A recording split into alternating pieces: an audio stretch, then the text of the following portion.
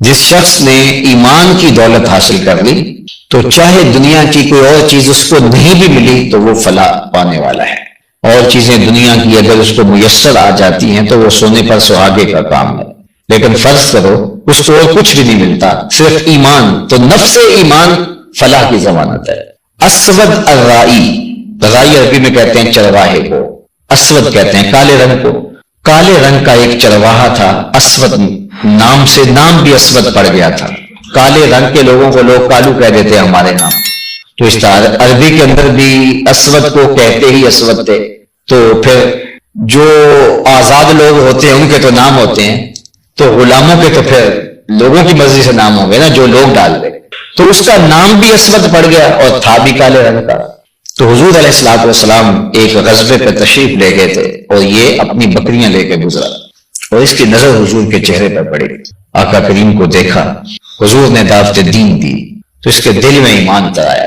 تو اس نے حضور علیہ السلام کے ہاتھ پہ بیعت اسلام کی اور عرض کی کہ حضور اب میں تو کہیں کا جانے کا نہیں ہوں، اب ان بکریوں کا کیا کروں، یہ تو میرے مالک کی بکریاں ہیں. تو فرمایا کہ تم ان کو اس کے باڑے کی طرف ہانک دو، جب آخری بکری اس کے باڑے میں چلی جائے تو تم پلٹ آنا. تو وہ گئے اور جا کے بکریوں کو اس کے باڑے کے اندر ہانکا. جب آخری بکری اندر چلی گئی، پھاٹک بند کیا تو واپس آ گئے.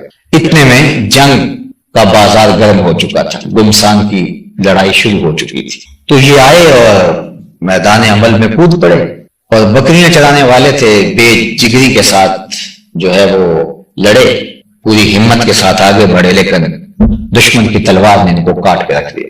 خیر جنگ ختم ہوئی تو جب لاشوں کو اٹھایا جانے لگا تو اسود رائی کی لاش بھی پڑی ہوئی. تو اللہ کے محبوب علیہ السلام نے جو ارشاد فرمایا اس کا مفہوم یہ ہے کہ یہ شخص ہے جس نے کوئی نماز نہیں پڑھی، کوئی روزہ نہیں رکھا، کوئی زکوٰۃ نہیں دی، کوئی حج نہیں کیا، یہ آیا اور سیدھا جنت کا دروازہ کھلا تھا اندر چلا گیا. تو ایمان وہ بنیادی چیز ہے کہ کامیابی اور فلاح کی ضمانت شروع ہی ایمان سے ہو. کچھ بھی نہ ہو آپ کے پاس، ایمان کی دولت ہو. اللہ اکبر. اور یہ ایمان ہمیں کسی قیمت سے نہیں ملتا، یہ اللہ کی توفیق سے ملتا. بڑے بڑے سمجھدار لوگ، ابو جہل کو ابو الحکم کہتے تھے، دانائیوں کا سر چشمہ، پے پنچایت کا آدمی تھا، بالوں کی کھال ادھیڑ لیتا تھا، معاملہ فہم تھا، باتوں کی تہ تک پہنچنے کا فن جانتا تھا، لیکن نہیں پہنچ سکا. اور یہ نہیں ہے کہ اس کو پتہ نہیں چلا تھا، مغالطہ لگ گیا، نہیں. اخنس بن شریک نے، وہ ایک لمبی کہانی ہے کہ حضور کی تلاوت یہ سنتے رہے، ابو سفیان بھی تھے، یہ بھی، اور اخنس بن شریک بھی. تو 3 دن تک قسم بھی کھاتے رہے، سنتے بھی رہے. وہ لمبی کہانی ہے. تو تیسرے دن لمبا ڈنڈا لے کر کے تو اخنس بن شریک نے آ کے ابو جہل کے دروازے پہ مارا اور کہا، یہ باہر آیا آنکھیں ملتا ہوا، کہا ابو الحکم بتا، سچ بتانا، جھوٹ نہیں بولنا. 3 دن سے ہم نے جو کلام سنا ہے تیری اس کے بارے میں رائے کیا ہے؟ انصاف کی پکڑی تیرے ہاتھ میں ہونی چاہیے، جھوٹ نہیں بولنا. تو نے بھی سنا ہے اور میں نے بھی سنا ہے اور ابو سفیان نے بھی سنا ہے، تو سچ بتا کے تیری رائے کیا ہے؟ تو ابو جہل ڈنڈے تو نہیں مار سکتا تھا. اس نے پھر کیا کہا؟ اس نے کہا اخنس، رفادہ اور سقایا یہ تو پہلے ہی بنو ہاشم کے پاس ہے، یعنی یہ 2 عزتیں تو پہلے ہی ان کے پاس ہیں، اور اگر نبوت بھی اس گھر کی مان لیں تو پھر ہمارے پلے کیا رہا، ہماری چودہ تو گئی. تو اخنس بن شریک نے کہا کہ اس کا مطلب ہے کہ تم ایک حق کو، ایک سچائی کو، ایک حقیقت کو جو ہے وہ ماننے سے انکار کر رہے ہو صرف اپنی چودراہٹ بچانے کے لیے. تو یہ تو بہت زیادتی ہے. چلو تم بچاؤ اپنی چودراہٹ، میں جا رہا ہوں اور محمد عربی کا غلام بننے جا رہا ہوں. اور آپ کو حیرت ہوگی کہ ابو جہل بہت کائن شخص تھا. اس نے کہا میری بس بات سن جاؤ. وہ رکا، کہا اچھا آج تم اپنے باپ دادا کے دین کو چھوڑنے جا رہے ہو، تمہاری ماں جس دین پہ تھی اس کو چھوڑنے جا رہے ہو، تمہاری دادی پردادی جس دین پہ تھی، جنہوں نے تمہیں جنم دیا، تمہیں گود میں کھلایا، آج تم ان کو چھوڑنے جا رہے ہو. تو یہ رک گیا، ٹھہر گیا. اور آپ جانتے ہیں کہ اخنس بن شریک حالت کفر میں مرا. علماء نے کہا کہ یہ وہ شخص تھا جو ایمان کے کنارے پہ آیا لیکن اللہ کا اذن نہیں ہوا اور یہ آگے نہیں بڑھ سکا. اللہ اکبر. تو یہ تو سودے قسمت کے ہیں. اللہ نے حضرت ابراہیم علیہ السلام کو وہ غیرت دی تھی، جرأت دی تھی، ان کے بتوں کا علل اعلان انکار کیا، کہا کہ میں تو ان کو نہیں پوچھ سکتا. اچھا ان کا میلہ ٹھیلا لگتا تھا اور سال کی ایک تاریخ تھی جہاں وہ باہر کھلے میدان میں جا کے وہ کیمپنگ کرتے تھے اور وہاں ناچ گانا ہوتا تھا اور پھر 3 دن وہاں گزار کے دوبارہ آتے تھے.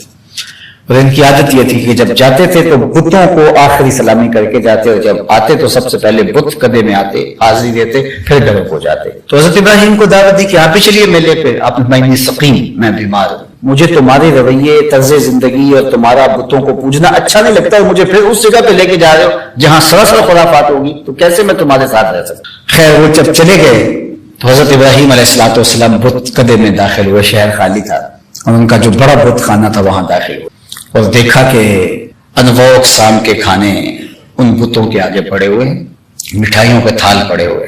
تو حضرت ابراہیم علیہ الصلوۃ والسلام نے کہا کہ تمہیں کیا ہے، کھاتے نہیں ہو؟ اب وہ کیا جواب دیتے، پتھر کے وعدے تھے۔ تو پھر کہا کہ مالکم لا تنطقون، بولتے نہیں ہو، بات نہیں کر رہے ہو۔ یہ تذلیل کے لیے تھا، یہ نہیں تھا کہ حضرت ابراہیم کوئی توقع رکھ رہے تھے کہ شاید بولے، یہ تذلیل کے لیے۔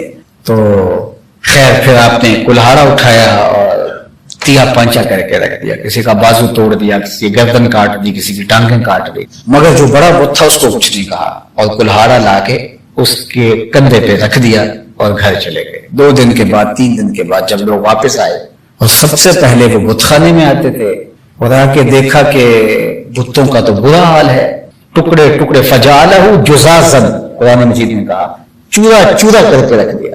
ان کے اعضاء بکھرے ہوئے ہیں، ان کے بدن ٹوٹے ہوئے ہیں، جو ہے وہ بت قدے کے اندر ان کے اعضاء بکھرے ہوئے ہیں، مگر جو بڑا بت ہے اس کے کندھے کے اوپر کلہاڑا پڑا ہوا ہے۔ تو یہ بہت پریشان، ایک کوہام مچ گیا کہ ہمارے ان خداؤں کے ساتھ یہ کس نے کیا؟ تو سب کی زبان پہ ایک ہی نام تھا، یہ ابراہیم نے کیا ہوگا۔ ظاہر ہے وہی بتوں کی برائی بیان کرتا ہے، اس پورے شہر میں اور تو کوئی ان کے خلاف بولنے کی جسارت نہیں کر سکتا، تو یہ اس نے کیا ہوگا۔ آیان سلطنت بھی جمع ہو گئے، نمرود بھی کرسی بچھا کے بیٹھ گیا تاکہ جو ہے اس معاملے کو دیکھے۔